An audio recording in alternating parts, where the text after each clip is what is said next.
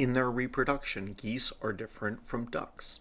Geese are larger, and their larger young require more parental care and are more likely to be successful with two parents caring for them. This requires then the help of the male, which guards the nest while the female is brooding over it, and the male helps to raise the young.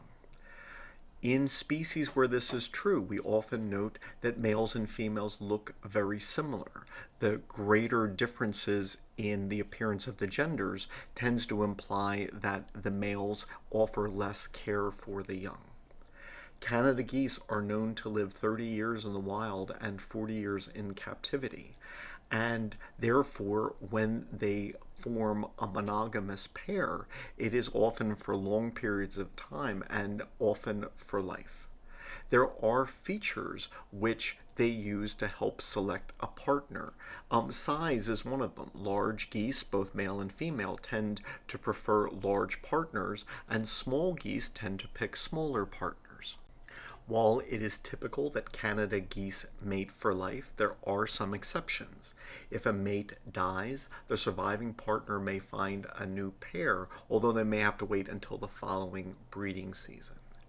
If a pair does not produce young, they may separate, or what's often referred to as divorce, and seek other partners. Given the energy expenditure of raising their young for a year, it appears that some partners may choose not to breed in a given year to give themselves time to recuperate. During this time period, their other partner might leave them. And even when they remain with a partner, extra pair couplings can occur, and a brood of goslings may have mixed parentage. Prior to courtship, males may defend a territory or a potential mate or their partner once they pair by chasing other males away. There is honking with mouth open and tongue raised. They chase them, they can bite them, and injuries can result as males battle among themselves. Sometimes males may even bite females before courtship or hit them with their wings. Male courtship behaviors towards the female can include bobbing their heads, honking, spreading their wings in a display, rising out of the water and flapping their wings, and extending their necks with their beak raised. Males can even provide females with gifts of branches and vegetation. Females will swim towards a male that they accept and away from one that they reject. Breeding in Canada geese occurs between February and April. The nest is built on a slightly elevated spot near water or in the middle of water. An old muskrat mound might do, and this helps to provide visibility so that geese can spot potential predators. Nests can be reused from previous years.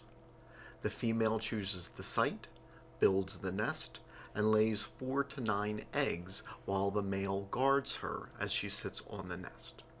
The nest is constructed of plant material, including grass-like vegetation, twigs, mosses, lichens, and down feathers that the female provides. The female broods over the eggs for a little less than a month, and the goslings usually hatch between May and July. 7 to 9 weeks later, the goslings are ready to fly.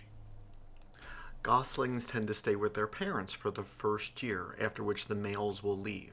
Females may stay in the group a little longer, even until they are ready to breed. 10% of young geese may breed in their first year, but most will wait until their second or third. If they form pair bonds early in life, these seem not to be as stable as those pair bonds formed later in life.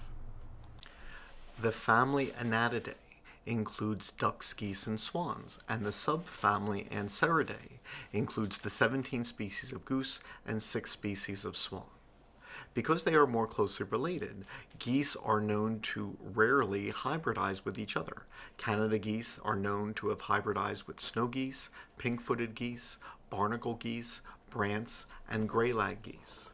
In extremely rare cases, there has been documentation of animals known as Suisse, or singular swoos, a cross between a Canada goose and one of the swans, or very rare crosses, apparently, of gucks between a Canada goose and a mallard duck.